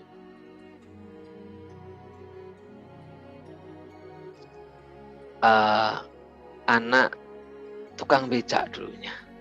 Jadi dulunya beliau anak tukang becak, jadi dari keluarga yang tidak mampu, mohon maaf ya. Saat ini beliau sebagai guru ya, guru honorer yang penghasilannya lebih sedikit daripada Mas Wahyu. Kebayang lebih sedikit dari Mas Wahyu yang diterima beliau setelah dipotong dan lain sebagainya. Udah itu kena tipu lagi. Kan banyak penipuan, kena tipu lagi, akhirnya terlilit hutang. Ini masalahnya bertubi gitu ya. Tapi subhanallah, ketemu kami wasilah kalau nggak salah medsos atau Facebook itulah. Dan hari ini kehidupannya itu penuh keajaiban. Kita dengarkan langsung ya ceritanya ya. Kita panggil Bu Guru kita, Bu Emi. Kami persilakan, Bu Emi. Terima kasih Pak Harun waktu yang diberikan kepada saya. Bapak Ibu, perkenalkan saya Emi Jamiah dari Magetan, Jawa Timur. Betul apa yang disampaikan oleh Bapak Harun, saya adalah anak seorang tukang becak.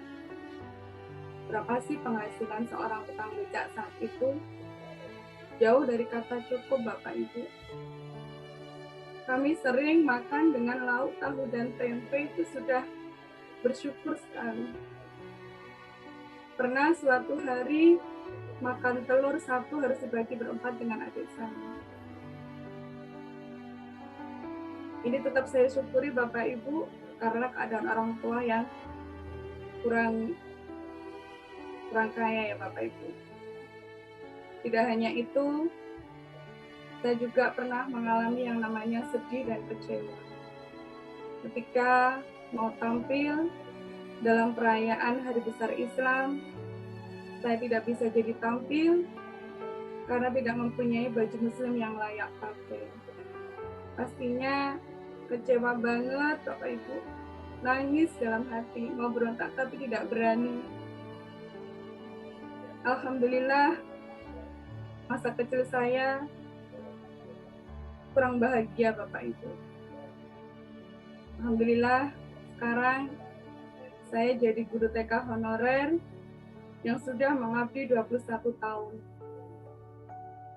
Gaji saya setelah dipotong tinggal menerima 200.000. Bisa dibayangkan Bapak Ibu, gaji 300.000 pastinya tidak cukup untuk kebutuhan sehari-hari saya. Akhirnya saya gali lubang, tutup lubang, untuk memenuhi kebutuhan kami. Akhirnya, hutang kami semakin menumpuk dan semakin banyak. Hutang belum selesai, belum lunas, Allah uji lagi dengan saya ditipu Bapak Ibu. Pikiran tambah stres Bapak Ibu, saat itu khawatir, jantung ditekan bila ada telepon berdering, tidur tidak enak, makan juga tidak enak. Akhirnya saya sering marah-marah pada anak saya dan suami saya. Padahal anak saya ini satu-satunya yang dulu saya nantikan sangat lama Bapak Ibu. Ketika saya dititipin amanah anak, saya kurang mensyukurinya. Saya sering marah kepada anak saya. Karena kondisi keuangan kami yang kurang bagus saat itu. Pada suami juga sering cekcok Bapak Ibu. Akhirnya kehidupan kami jauh dari kata bahagia dan tentram. Alhamdulillah, saya ketemu dengan komunitas ini, komunitas Milir Berkah. Saya kenal dengan Bapak Juli Irmayanto almarhum. Saya kenal juga dengan Bapak Harun dan Bunda Mariana. Dari beliau, saya mendapatkan ilmu yang sangat luar biasa besar berpengaruh pada saya dan keluarga saya. Salah satunya adalah ilmu keajaiban rezeki. Saya praktekkan dalam kehidupan saya sehari-hari. Bahkan saya praktekkan di tempat kerja saya. Saya mulai belajar memuliakan orang tua hampir setiap hari, bahkan setiap saat Bapak Ibu. Dulu memuliakan beliau itu jarang, mungkin 1 bulan sekali itu pun kalau saya ingat. Sejak bertemu ilmu ini, sudah saya praktekkan hampir setiap saat. Tidak hanya itu Bapak Ibu, saya juga mempraktekkan yang namanya sedekah subuh. Subhanallah, ketika rutin bersedekah subuh, Allah beri nikmat yang sangat luar biasa, Bapak. Yang dulunya juga saya tidak pernah yang namanya sedekah subuh. Saya juga belajar menahan yang namanya emosi, untuk tidak marah kepada siapapun dalam kondisi apapun. Saya mulai belajar bersyukur, ikhlas, dan sabar. Sekarang, kehidupan kami semakin bahagia, semakin tentram bersama keluarga dan anak saya. Dari ilmu ini juga, saya juga memperbaiki yang namanya hati, pikiran, dan sikap saya untuk ke arah yang lebih baik lagi. Alhamdulillah, dengan kebahagiaan ini, Allah hadirkan keajaiban-keajaiban dalam hidup saya. Saya bisa umroh di tahun 2017 dan bisa membatalkan ibu saya dan ibu mertua saya. Sepulang umroh, saya juga bisa memberangkatkan bapak saya yang dulu saya dibesarkan dari keringat beliau dari tukang becaknya. Tidak hanya itu saja Bapak Ibu, Allah kabulkan saya memiliki mobil impian kami, mobil Terios warna putih. Dan selain itu juga Allah lunaskan amanah saya yang jumlahnya di atas 100 juta. Dan sekarang kehidupan kami jauh lebih bahagia. Dan tidak ada yang namanya amarah-amarah lagi, tidak ada Bapak Ibu. Ketika saya bisa memuliakan orang tua, membahagiakan keluarga, keajaiban terus datang bertubi-tubi dalam kehidupan saya. Bahkan di saat pandemi pun, Allah kucurkan rezeki yang berlimpah buat keluarga kami. Begitu Bapak Harun. Baik, terima kasih Mbak Emi atas berbagi ceritanya. Sederhana Bu ilmu keajaiban rezeki, tapi lihat dampaknya, efeknya. Anak seorang tukang becak yang penghasilan cuma 200.000 kena tipu lagi, terlilit hutang lagi. Saya bayangin pusingnya kayak apa. Tapi keajaibannya bisa hadir ke Baitullah. Ke Baitullah itu nggak murah loh Bapak Ibu. Saat ini umroh itu minimal 35 juta. 2 orang 70 juta. Artinya apa? Keajaiban itu ada bagi yang mau merendahkan hati, bagi yang pikirannya dibuka, bagi yang yakin. Ya, insya Allah deh. Kalau kami ini hidupnya penuh keajaiban, saya yakin ayah bunda juga sama kok. Yang penting coba praktekkan dulu. Ya, karena kalau kita nggak membuktikan ya kita nggak tahu hasilnya. Berikutnya ini adalah anggota TNI aktif. Beliau dulu temperamen, ya karena mungkin didikan dari dari pekerjaannya gitu ya, orangnya keras, temperamen gitu. Ditambah lagi beliau ini pernah ya kayak Mbak Emi itu kena tipu lah. Ya pengen daftarkan istrinya jadi pegawai, tapi uangnya dibawa kabur lah, kurang lebih seperti itu. Dan itu nggak sedikit. Akhirnya beliau kerja, itu uangnya gaji untuk membayar utang. Gimana rasa jengkelnya kira-kira? Ya, tapi subhanallah nggak sengaja ketemu dengan kami. Di awal-awal beliau juga nggak terlalu percaya dengan kajian ini. Tapi alhamdulillah beliau praktekkan, keajaiban terjadi Bapak Ibu. Nggak masuk akal. Tapi ini yang terjadi. Salah satu keajaibannya adalah kemarin, beberapa yang lalu, istrinya baru pulang dari Tanah Suci yang kesekian kalinya. Baru pulang kemarin. Belum ada beberapa hari dari saya ngomongin. Baik, kita hadirkan Bapak Budiono Prasetyo. Kamu persilahkan. Baik, terima kasih Pak Harun.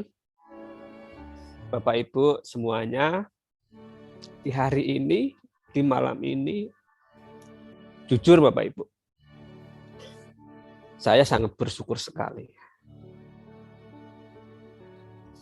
Karena perubahan di dalam kehidupan saya. Apa yang disampaikan Pak Harun tadi, betul Bapak Ibu. Saya adalah anggota TNI yang masih aktif berdinas di Madiun. Saya mempunyai cerita. Dulu saya pernah terlilit hutang kisaran 150 juta. Saat itu ingin sekali saya mencarikan pekerjaan istri saya. Tetapi dari hari ke hari, bulan ke bulan, tidak ada ujungnya dan tidak adanya kepastian. Hingga saya mendapatkan amanah sebegitu banyaknya. Secara otomatis perubahan karakter saya, karena memang jujur Bapak Ibu, saat kita mempunyai hutang, itu rasanya sangat tidak nyaman, tidak enak, suka emosi, saling menyalahkan di dalam keluarga.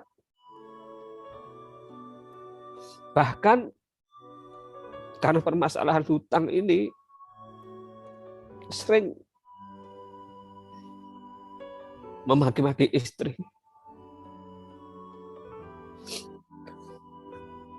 Syukur alhamdulillah, saat saya posisi terlilit hutang seperti itu, saya dikenalkan dengan komunitas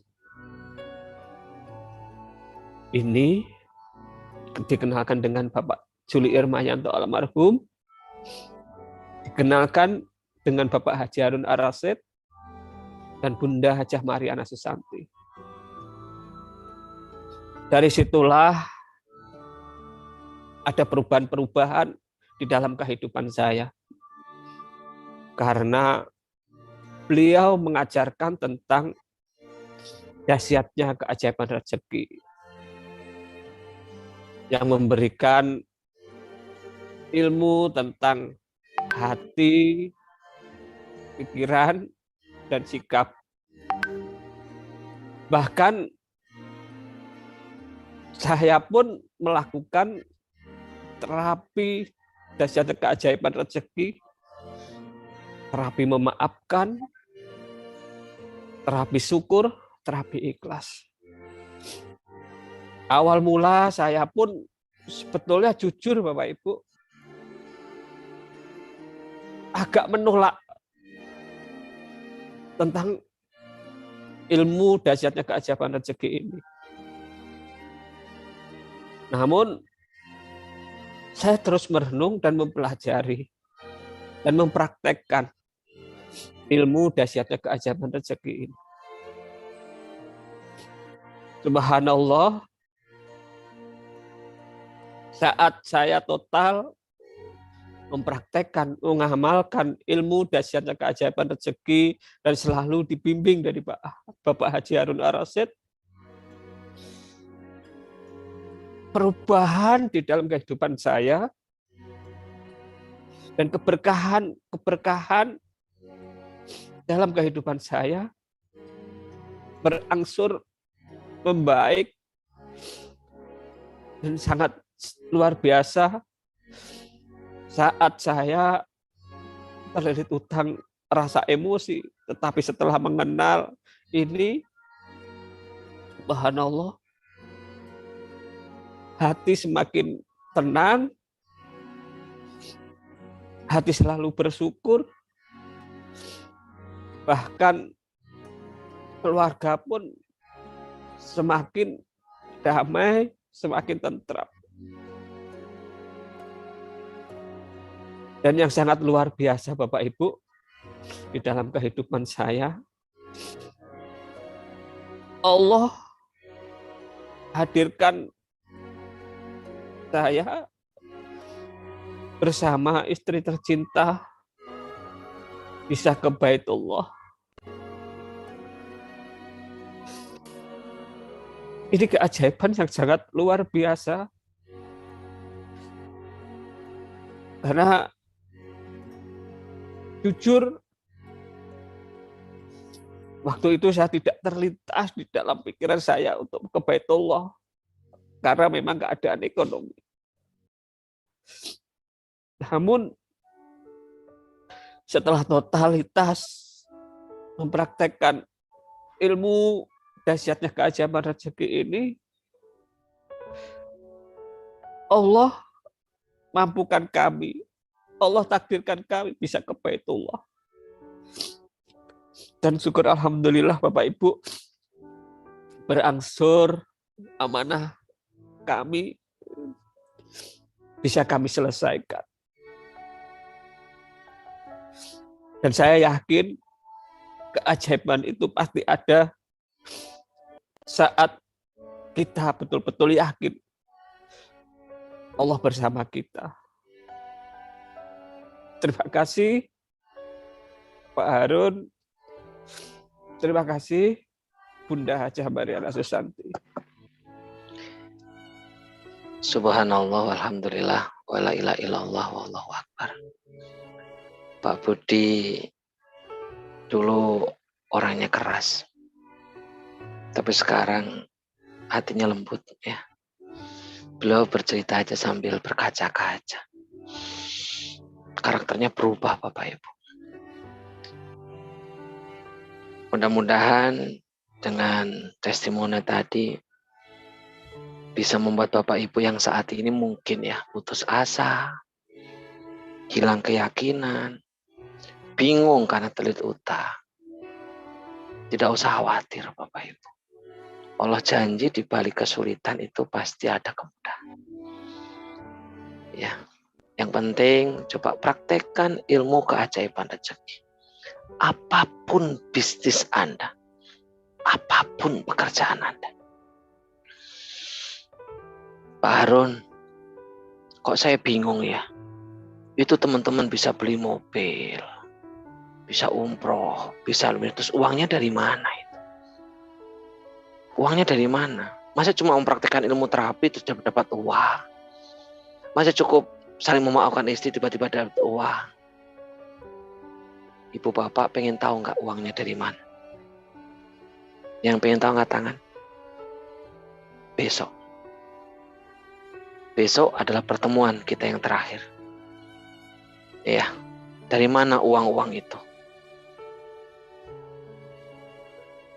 Kemudian, besok mohon izin, saya akan bongkar. Ini adalah salah satu buku mega bestseller. Mega bestseller itu artinya buku ini yang membaca itu jutaan orang dari seluruh Indonesia, bahkan dari mancanegara.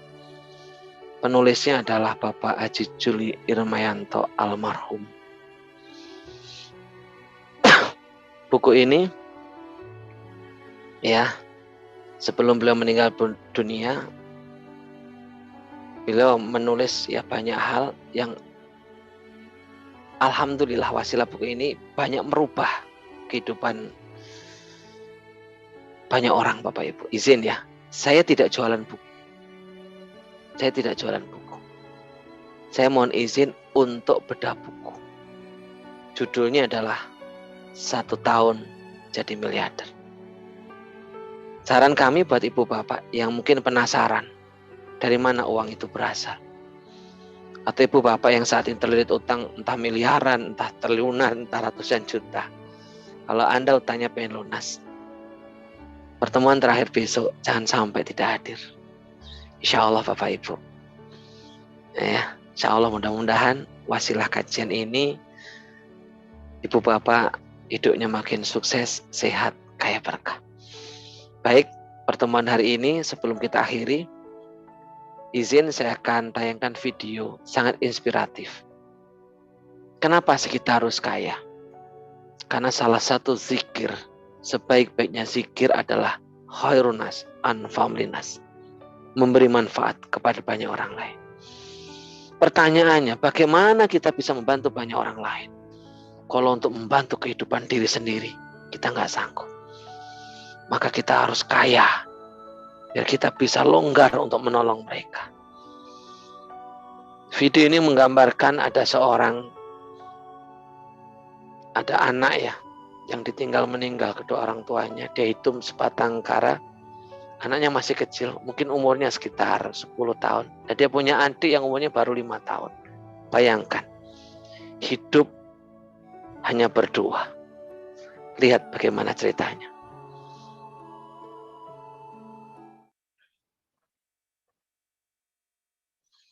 Cerita ini dari India, Bapak Ibu. Si anak ini sudah ditinggal meninggal kedua orang tuanya. Dia hidup sama adiknya. Beliau makan dari pemberian orang. Kalau ada yang ngasih, kalau enggak dia cari-cari. Seharian ini dia belum makan. Enggak ada orang ngasih. Dia mau beli makanan, enggak punya uang. Dia hanya bisa memandangin makanan itu. Melihat, seharian tuh dilihatin terus. Enggak ada yang peduli sama anak ini. Bahkan dia diusir, dianggap mengganggu.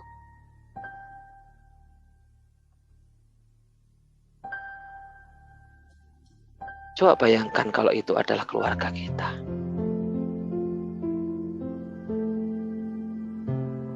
Sampai sore,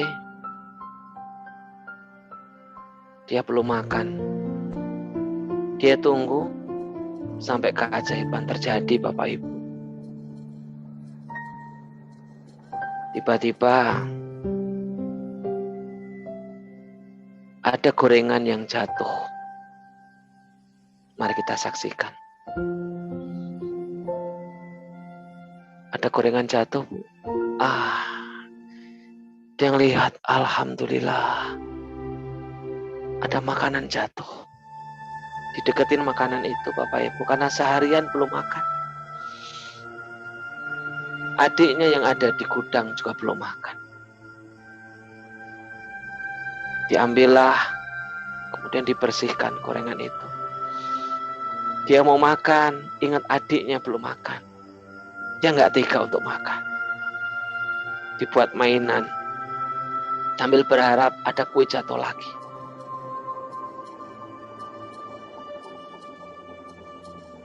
Diambillah kertas, kemudian makanan itu dibungkus untuk dibawa pulang, untuk dikasihkan adiknya yang umurnya baru 5 tahun, yang seharian menunggunya.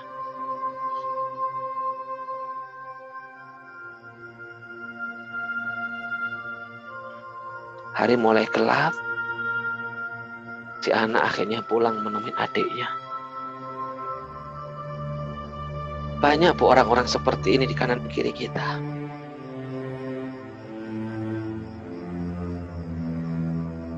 Siapa yang harus menolong mereka kalau bukan kita?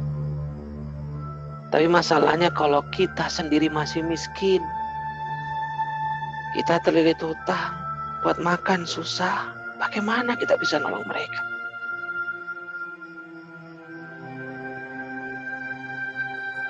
Si anak lari untuk menemui adiknya untuk ngasih kuenya.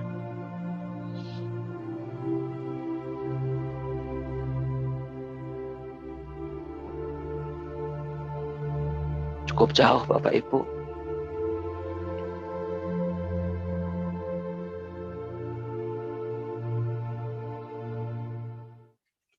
Dia menemui adiknya ada di gudang.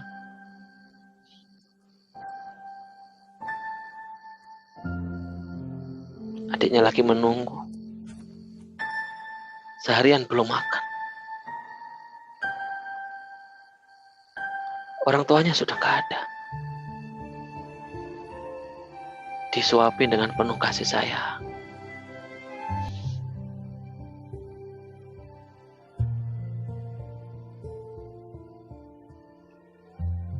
Kasihan Bu, Pak.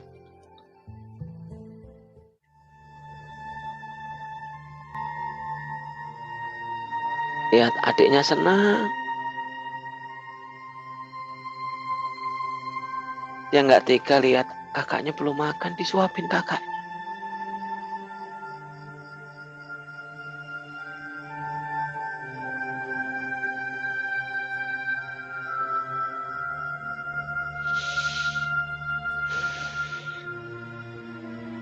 Bayangkan Bapak Ibu, anak-anak itu adalah keluarga-keluarga kita. Siapa yang menolong mereka? Makanya kita harus sukses. Baik, si anak harus mikir lagi besok pagi harus makan apa lagi. Mudah-mudahan dengan Fiti tadi menginspirasi kita, biar kita makin bersyukur. Stop mengeluh, karena mengeluh akan memperparah keadaan. Baik, kita tutup kajian pada hari ini dengan berdoa bersama-sama. Izin untuk memimpin doa. Tarik nafas dalam-dalamnya, Bapak Ibu rileks. Keluarkan lewat mulut. Alhamdulillah. Tarik nafas lagi. Rileks, alhamdulillah. Mari kita mohon ampun kepada Allah dengan beristighfar. Astaghfirullah Robbal baroya. Astaghfirullah minal khotoya. Ibu bapak boleh pejamkan mata. Bayangkan akhlak buruk kita selama ini. Mungkin kita pernah menyakiti hati orang tua kita dengan berkata kasar. Sehingga hati orang tua kita sakit. Mungkin kita pernah membentak pasangan kita berkata kasar. Atau mungkin kita pernah marahin anak kita. Sehingga anak kita nangis. Kita mohon ampun kepada Allah. Astaghfirullahaladzim. Astaghfirullahaladzim. Astaghfirullahaladzim. Mungkin dosa-dosa ini yang menyebabkan hati ini kotor, pikiran ini kotor. Mari Bapak sekalian, bantu aminkan. A'udzubillahi minasyaitonirrajim. Bismillahirrahmanirrahim. Alhamdulillahirabbil alamin. Allahumma sholli ala sayyidina Muhammad wa ala ali sayyidina Muhammad. Ya Allah ya Rahman. Ya Allah ya Rahim. Ya Allah ya Karim. Ampuni kami ya Rabb atas segala dosa, kesalahan, kekhilafan yang selama ini kami lakukan. Baik sengaja ataupun tidak sengaja. Terutama dosa kepada orang tua kami. Dosa kepada pasangan kami. Dosa kepada anak kami. Dosa kepada siapapun. Mungkin dosa-dosa ini menyebabkan pikiran ini selalu berburuk sangka. Mungkin dosa-dosa ini menyebabkan hati ini kotor. Sehingga kami susah menemukan yang namanya kebahagiaan. Hidup kami selalu gelisah. Kalau bingung, ketakutan, tidak tahu arah, capek. Astaghfirullahaladzim. Ampuni kami ya Rabb. Mungkin dosa-dosa ini menjadi penghalang rezeki kami. Kami sudah kerja keras. Kami sudah merantau meninggalkan keluarga. Tapi lihat, utang kami makin numpuk. Untuk umroh aja kami nggak sanggup. Untuk haji kami nggak sanggup. Untuk memuliakan orang tua pun kami nggak sanggup. Ampuni kami ya Rabb, Engkau Maha Pengampun. Rabbi firli wali walidayya warhamhuma kama rabbana shaghira. Ya Allah, ampuni dosa orang tua kami. Bahagiakan, muliakan dunia dan kelak di akhirat. Untuk ayah bunda kami yang saat ini sudah meninggal dunia, ya Rabb, aku mohon padamu. Jadikan kuburnya sebagai taman-taman surga.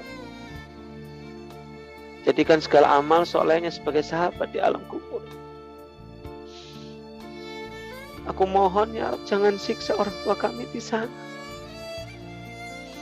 Jikalau nanti Kau selamatkan hamba-Mu ini, aku mohon padamu ya Rabb, kumpulkan kami dengan orang tua kami.